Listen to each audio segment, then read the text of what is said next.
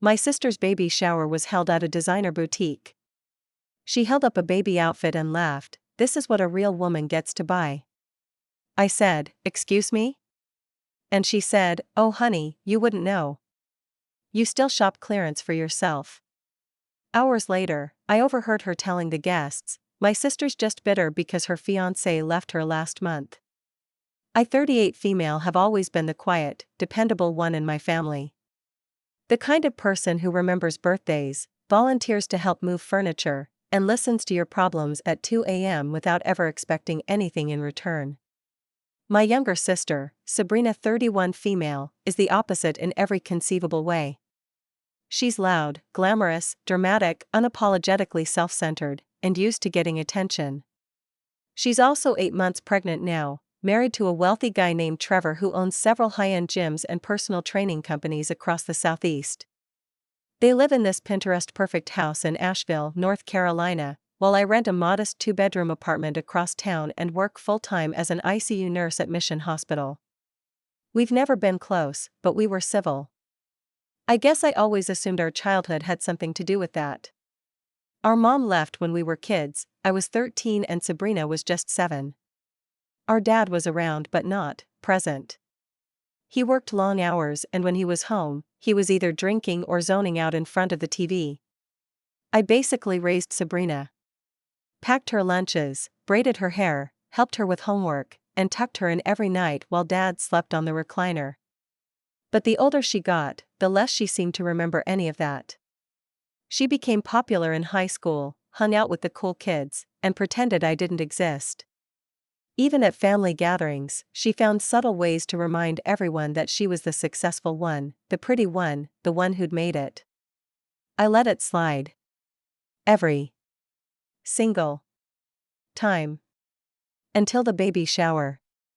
The invitation came in the mail a few weeks after my fiancé, Leo, ended things out of nowhere. 5 years together, 2 of them engaged, living together in a condo we'd just finished remodeling.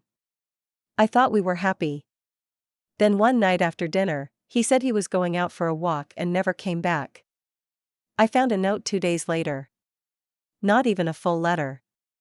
Just a folded page in my handwriting journal that read, "I'm sorry. I can't be what you need. I hope someday you understand." I hadn't told many people. Just my dad, my best friend, and, stupidly, Sabrina.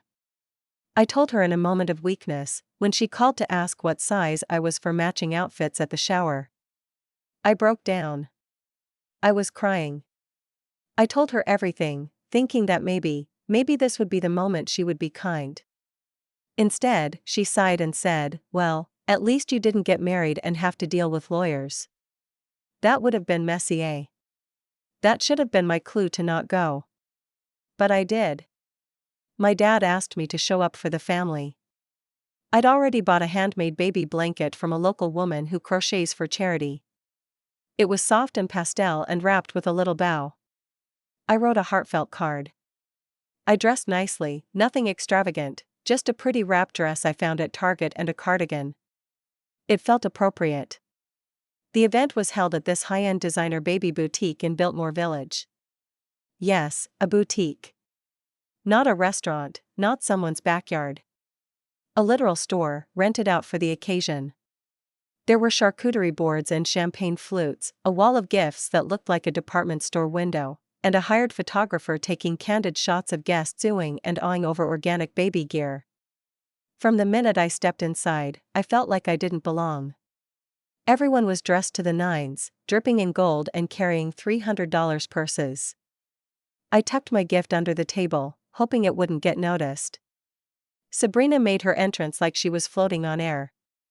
Hair done, full makeup, this flowing designer dress that looked like it had never touched a hanger. She looked radiant. I'll give her that. But she also looked right through me. She did the rounds, chatting with Trevor's family, letting everyone touch her bump and fawn over her. And then came the gift opening portion.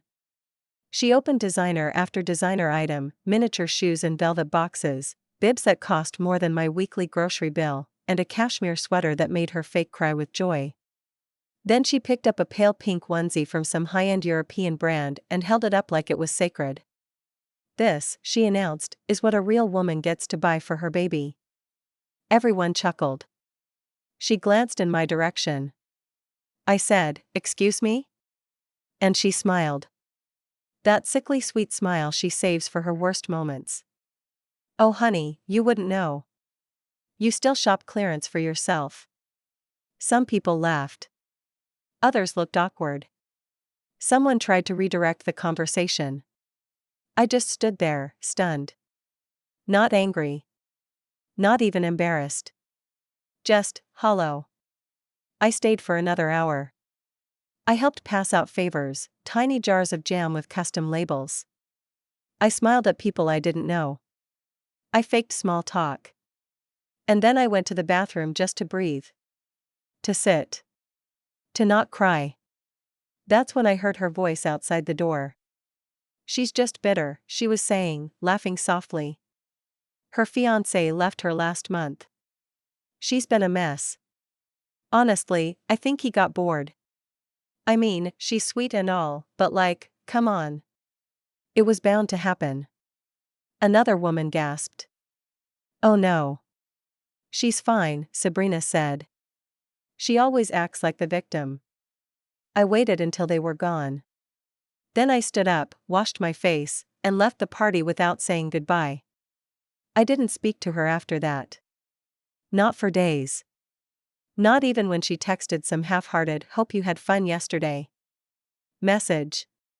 Not when she tagged me in a post about sisters being your first best friend. I ignored every single thing. Then 2 weeks later, Dad had a stroke. He's fine now.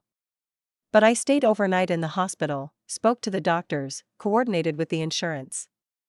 Sabrina showed up for exactly 2 hours, brought a smoothie and a monologue about how stressed she was. I didn't say much.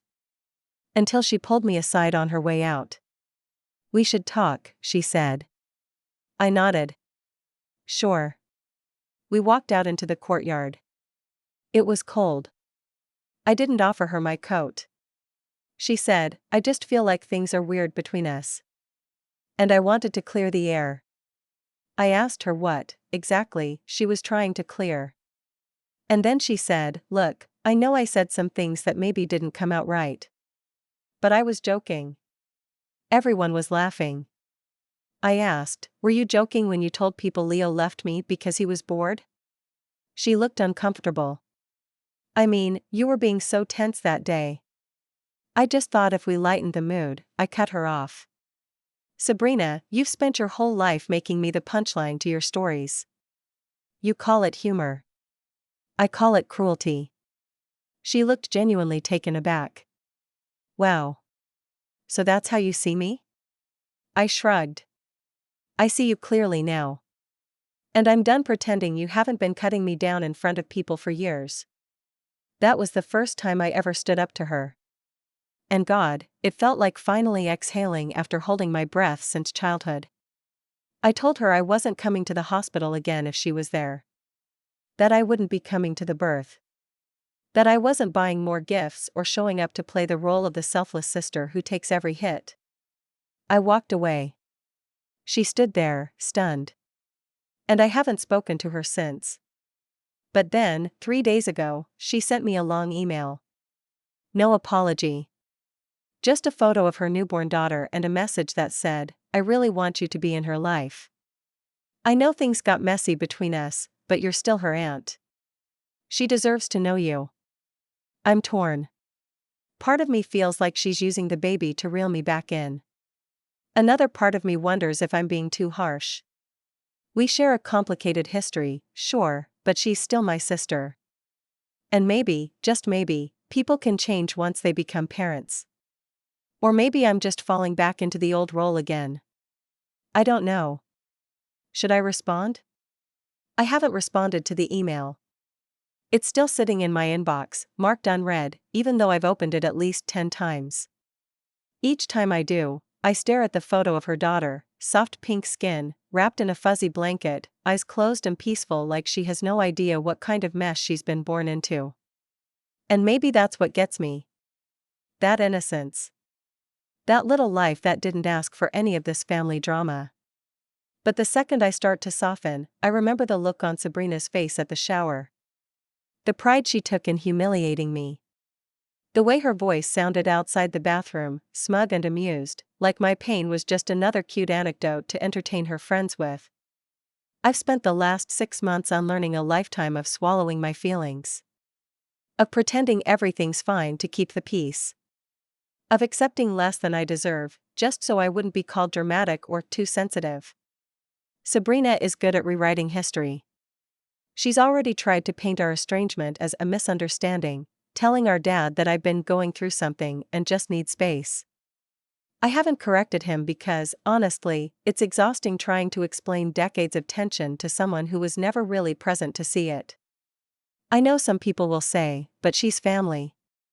You only get one sister. And I get that. I do. But here's the truth, being family doesn't give someone the right to belittle you. It doesn't make it okay to turn your vulnerabilities into punchlines.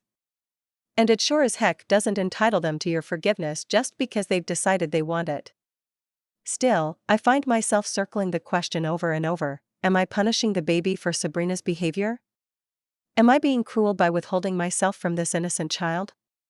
Or am I simply protecting myself the only way I know how? I've tried to imagine a version of our relationship that doesn't hurt.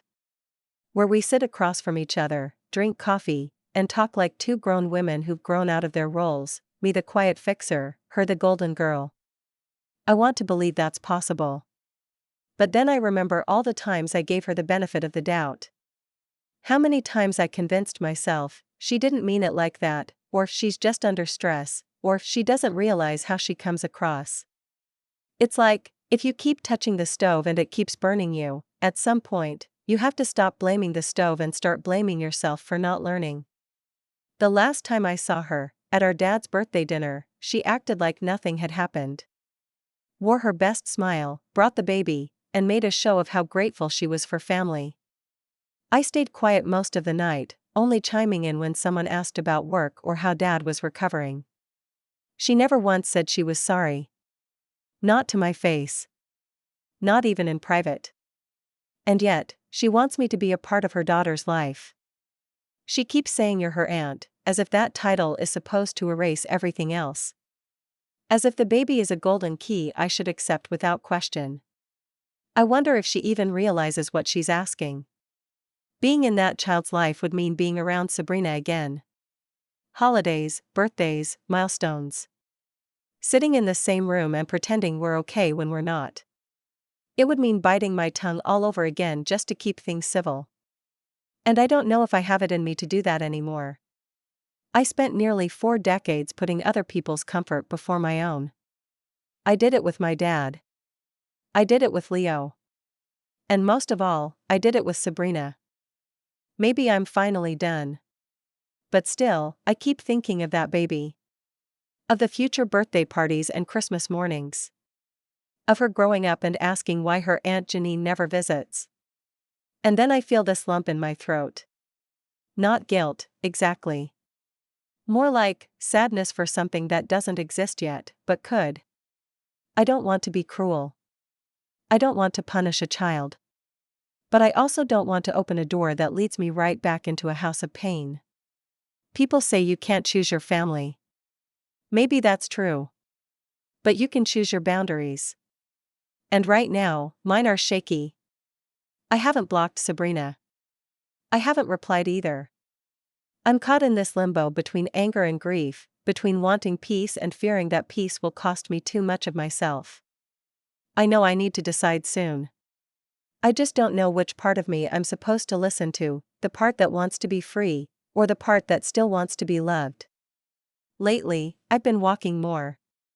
I don't mean for exercise, though maybe that's a nice side effect, but more for clarity. Every evening after my shift at the hospital, I change into sneakers and walk the curved roads near my apartment complex. Sometimes I take the long trail that runs behind the park, past the dogwood trees and the rusted benches with half-worn memorial plaques. It's during these walks that I can breathe without my chest feeling tight. And it's where I let my thoughts wander, without judgment, without the pressure of replying to emails or decoding what Sabrina's message really means. Last night, I found myself going back, not to the baby shower, but further, to childhood. To moments I haven't thought about in years. There was this one afternoon. I was maybe 15, Sabrina would have been 9. Our dad was working late and I had to pick her up from school. It started to rain on the walk home and she began to cry because her backpack was getting wet. I remember taking off my own hoodie and wrapping it around her. We walked the rest of the way, her clutching my arm and laughing between sobs, like I'd saved the day. It was one of the few times she ever looked at me like I was the center of her universe. And yet, somehow, she doesn't remember any of those things. Or if she does, she buries them beneath sarcasm and designer labels and whatever facade she's built to keep herself invulnerable. I don't say that bitterly. I've realized recently that Sabrina's entire world is built around being adored. She feeds on praise. She needs to be the favorite. Maybe it's because our mom left. Maybe it's because dad was too checked out to reassure her she was enough. Maybe that hunger for validation grew into this version of her, the one who can't let someone else have even a sliver of the spotlight without feeling like it's being stolen from her. It doesn't excuse what she's done. But it explains some of it. The baby complicates everything. Not because I think being her aunt would be a burden, I actually think I'd be pretty good at it. I've spent my entire life nurturing other people. It comes naturally. But what I'm struggling with is the cost. To be part of that child's life, I'd have to re-enter the orbit of someone who has repeatedly, intentionally, made me feel small. And the thing is, I've grown tired of shrinking. Even at work, my colleagues have noticed a difference in me. I'm not as agreeable. I don't pick up every extra shift. I no longer say yes just because no one else wants to step up. I speak up in meetings. I advocate for myself. One of the younger nurses told me, "You've got this quiet backbone now. Like steel, but soft." I took it as the highest compliment I've ever received. It's strange, isn't it? How sometimes the worst heartbreaks, not just romantic ones, can turn into the beginning of self-worth. Leo leaving me was brutal. I still wake up some mornings half expecting to hear him in the kitchen making his terrible instant coffee. But losing him forced me to stop being someone else's emotional caretaker and start being my own. And now here I am. Standing at another crossroads. Sabrina hasn't followed up since the email. That's unusual for her. Normally, she floods my inbox or calls our dad to pressure me into responding. This silence is different. Maybe even calculated. Maybe she thinks giving me time will make me miss her. Or maybe, though unlikely, she's beginning to understand that I won't be guilted back into submission. A mutual cousin texted me yesterday. Said she saw Sabrina at the grocery store and asked how I was doing. She said you were going through a reclusive phase, my cousin wrote, with a laughing emoji. Sounds like you're finding your peace though. That hit me hard. Not the reclusive part, I've always been more introverted, but the idea that even now, Sabrina is still framing my boundaries as something defective. Like I'm going through a phase that she's patiently waiting for me to grow out of. As if choosing myself is a trend. The truth is, I think I'm finally learning how to live outside of Sabrina's shadow. She doesn't know what I've been up to. She doesn't know about the creative writing class I signed up for on my nights off. Or the way I've been slowly redecorating my apartment, getting rid of things that don't spark joy. Yes, I read the book. She doesn't know that I've started sleeping through the night again, or that I deleted the wedding Pinterest board that sat untouched for months. She doesn't know because I haven't told her. And for once, I don't feel guilty about that. Still, I keep returning to the photo. The baby. Her name is Maribel. I didn't mention that earlier. It's pretty. Delicate. She has Sabrina's nose, but there's something about her lips that reminds me of our mom, at least from the few photographs we still have tucked into dusty boxes. That baby doesn't know about the undercurrents of resentment flowing through our family.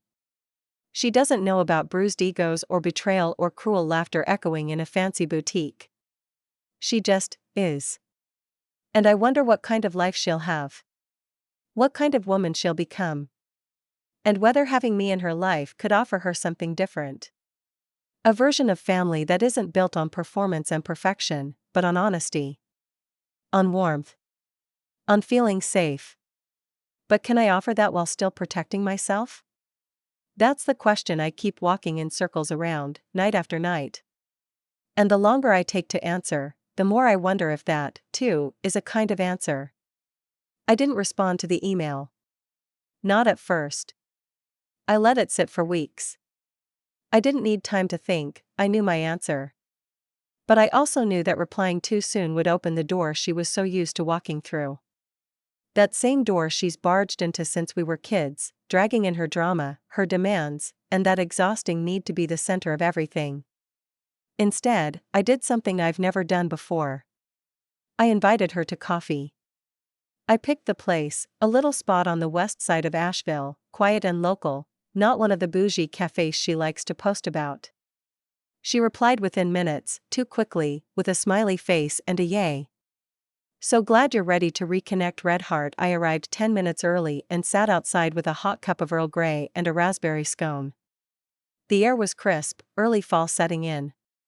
The trees had just begun to turn, and there was that familiar scent of damp leaves and wood smoke that always makes me feel a little more grounded.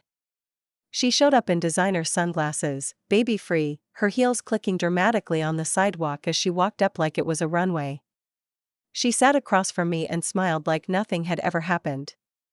"I'm so glad you reached out," she said, already digging through her purse for her phone. "You've been so missed. And Maribel, oh my God, she's growing so fast." I brought photos, I held up a hand. "Actually, Sabrina, I wanted to talk before we do any of that."